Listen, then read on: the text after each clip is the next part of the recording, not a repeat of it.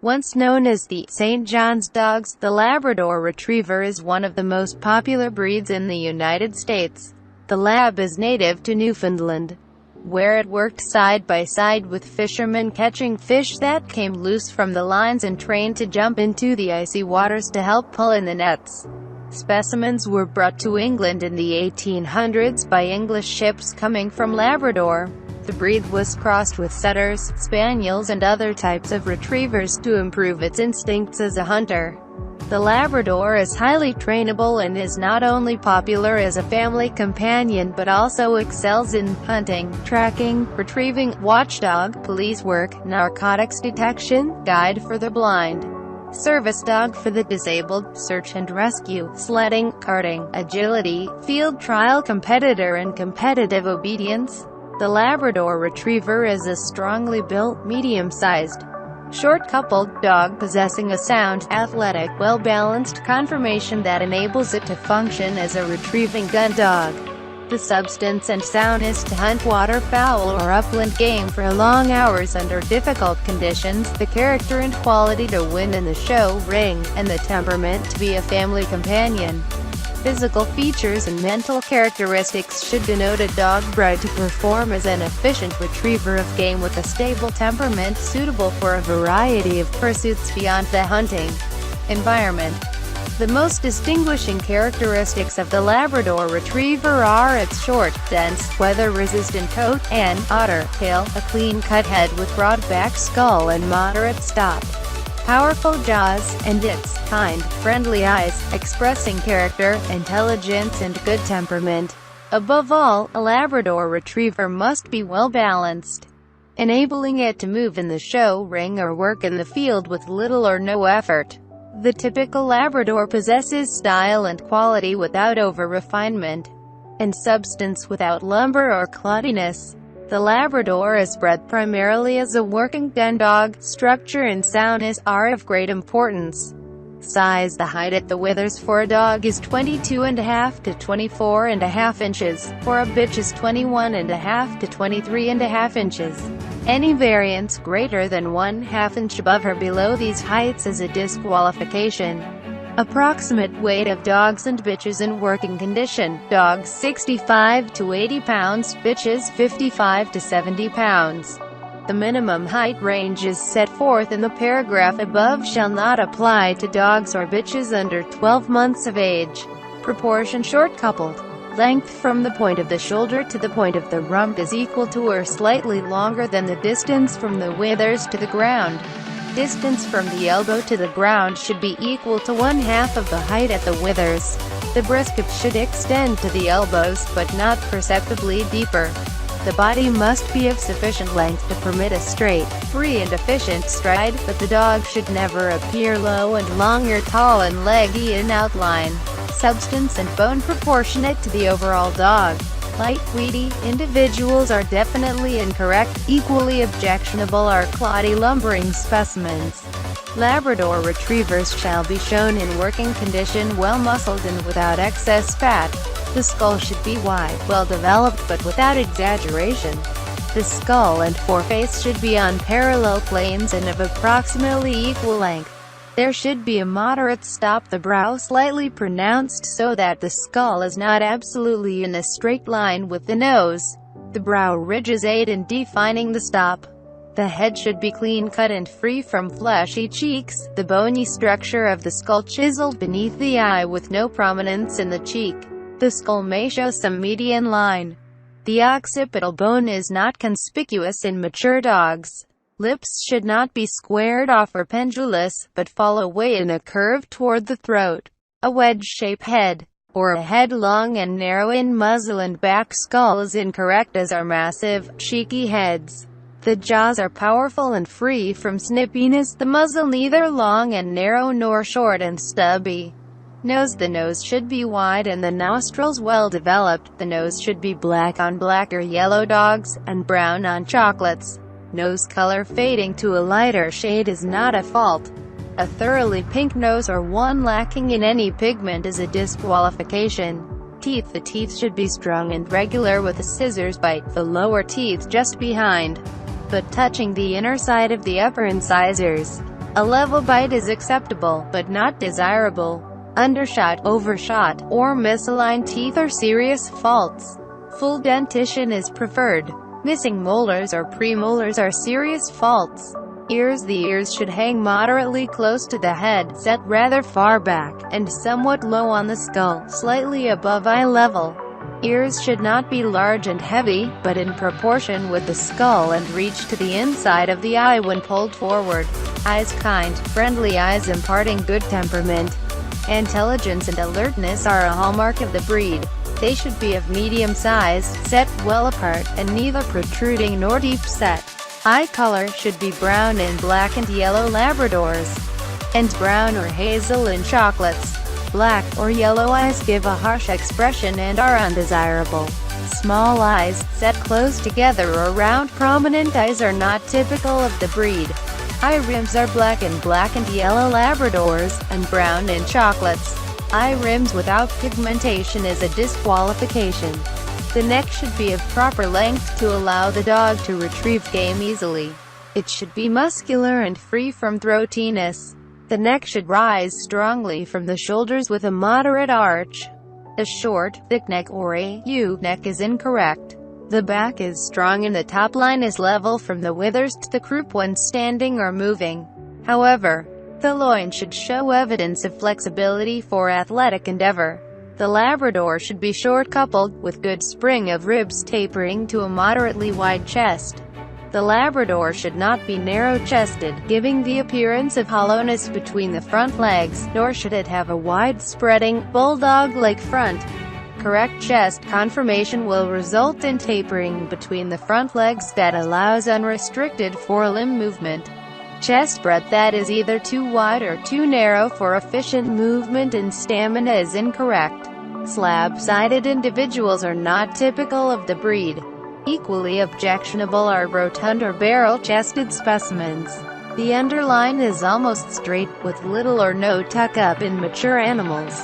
Loins should be short, wide and strong, extending to well-developed, powerful hindquarters. When viewed from the side, the Labrador Retriever shows a well-developed, but not exaggerated, forkist. The tail is a distinguishing feature of the breed. It should be very thick at the base, gradually tapering toward the tip, of medium length, and extending no longer than to the hock. The tail should be free from feathering and clothed thickly all around with the Labrador's short, dense coat, thus having that peculiar rounded appearance that has been described as the otter tail. The tail should follow the top line in repose or when in motion. It may be carried gaily, but should not curl over the back. Extremely short tails or long thin tails are serious faults. The tail completes the balance of the Labrador by giving it a flowing line from the top of the head to the tip of the tail. Docking or otherwise altering the length or natural carriage of the tail is a disqualification. Forequarters should be muscular, well coordinated and balanced with the hindquarters. Shoulders: the shoulders are well laid back, long and sloping, forming an angle with the upper arm of approximately 90 degrees that permits the dog to move his forelegs in an easy manner with strong forward reach. Ideally, the length of the shoulder blade should equal the length of the upper arm. Straight shoulder blades, short upper arms or heavily muscled or loaded shoulders, all restricting free movement, are incorrect. Front legs: when viewed from the front, the legs should be straight with good strong bone. Too much bone is as undesirable as too little bone, and short-legged, heavy-boned individuals are not typical of the breed. Viewed from the side, the elbows should be directly under the withers, and the front legs should be perpendicular to the ground and well under the body. The elbows should be close to the ribs without looseness, tight-in elbows or being out at the elbows, interfere with free movement and are serious faults. Pasterns should be strong and short and should slope slightly from the perpendicular line of the leg. Feet are strong and compact, with well-arched toes and well-developed pads. Dew claws may be removed. Splayed feet, hare feet, knuckling over, or feet turning in or out are serious faults. The Labrador's hindquarters are broad, muscular and well-developed from the hip to the hock with well-turned stifles and strong short hocks. Viewed from the rear, the hind legs are straight and parallel. viewed from the side, the angulation of the rear legs is in balance with the front. The hind legs are strongly boned, muscled with moderate angulation at the stifle, and powerful, clearly defined thighs. The stifle is strong and there is no slippage of the patellae while in motion or when standing. The hock joints are strong, well let down and do not slip or hyperextend while in motion or when standing. Angulation of both stifle and hock joint is such as to achieve the optimal balance of drive and traction. When standing, the rear toes are only slightly behind the point of the rump. Overangulation produces a sloping top line not typical of the breed. Feet are strong and compact, with well-arched toes and well-developed pads. Cow hocks, spread hocks, sickle hocks and overangulation are serious structural defects and are to be faulted. The coat is a distinctive feature of the Labrador Retriever. It should be short, straight and very dense, giving a fairly hard feeling to the hand. The Labrador should have a soft, weather-resistant undercoat that provides protection from water, cold and all types of ground cover. A slight wave down the back is permissible. Woolly coats, soft silky coats, and sparse slick coats are not typical of the breed, and should be severely penalized. The Labrador Retriever coat colors are black, yellow and chocolate. Any other color or a combination of colors is a disqualification. A small white spot on the chest is permissible, but not desirable. White hairs from aging or scarring are not to be misinterpreted as brindling.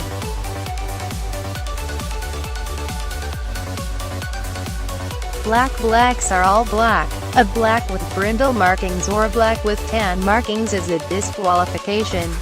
Yellows may range in color from fox red to light cream, with variations in shading on the ears, back, and underparts of the dog. Chocolates can vary in shade from light to dark chocolate. Chocolate with brindle or tan markings is a disqualification. Movement of the Labrador Retriever should be free and effortless. When watching a dog move toward oneself, there should be no sign of elbows out. Rather, the elbows should be held neatly to the body with the legs not too close together. Moving straight forward without pacing or weaving, the legs should form straight lines, with all parts moving in the same plane.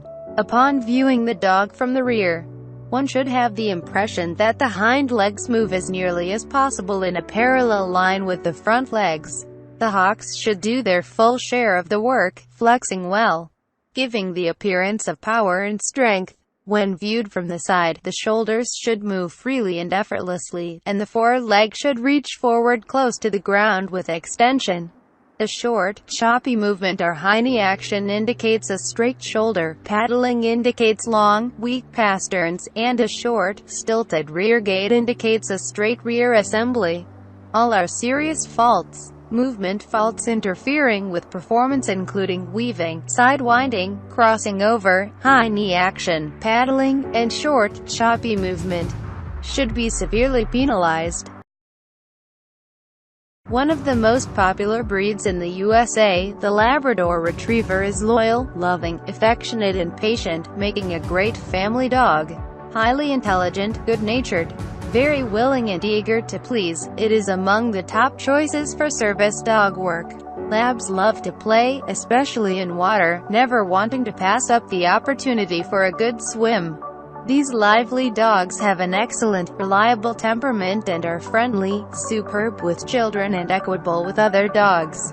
They crave human leadership and need to feel as though they are part of the family.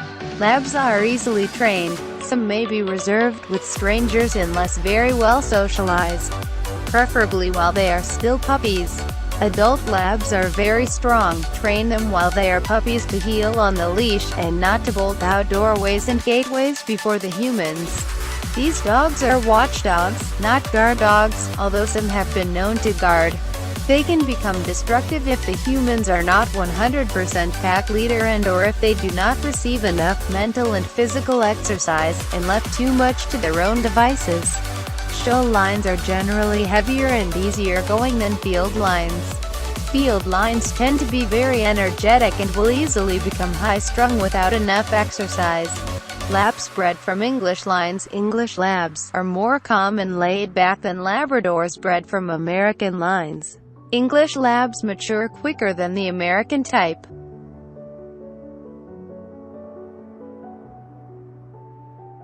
Labs are known for their low-maintenance, waterproof coat, but they still need regular grooming, an ideal sporting and family dog.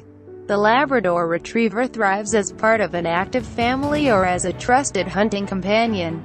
A double-coated breed which sheds seasonally, regular grooming keeps his coat at its water-resistant best. Because of his even temperament and trainability, millions of Americans own a Labrador Retriever as a pet.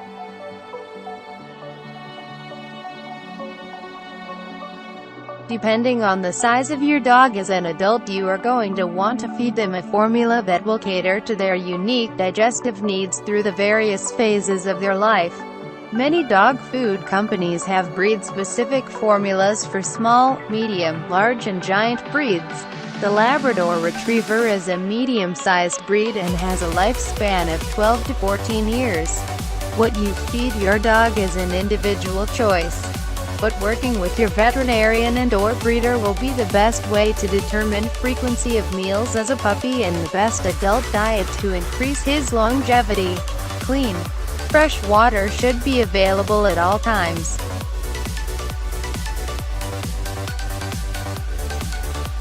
Beyond regular weekly grooming, an occasional bath will keep them clean and looking their best. Grooming can be a wonderful bonding experience for you and your pet. Their strong, fast-growing nails should be trimmed regularly with a nail clipper or grinder to avoid overgrowth, splitting and cracking. Their ears should be checked regularly to avoid a buildup of wax and debris which can result in an infection. Teeth should be brushed regularly.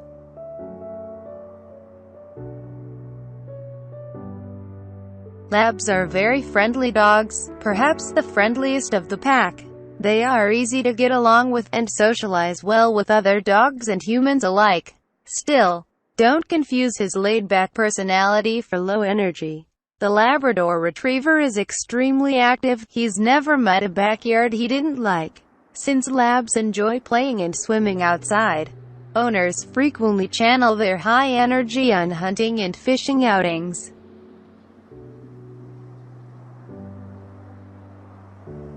Like all breeds, there may be some health issues, like hip and elbow dysplasia, eye disease, and exercise-induced collapse.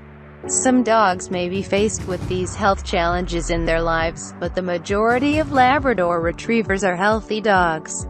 Veterinarian care is an important part of your responsibility in providing for your Labrador. You should have already selected a veterinarian and had your new puppy examined, and an immunization schedule set up. After the initial immunizations, protection against regional health threats and early detection of debilitating disease, it is important to establish a relationship with a regular veterinarian in your area, so he or she can be contacted if an emergency arises. Working with a responsible breeder. Those wishing to own a Labrador Retriever can gain the education they need to know about specific health concerns within the breed.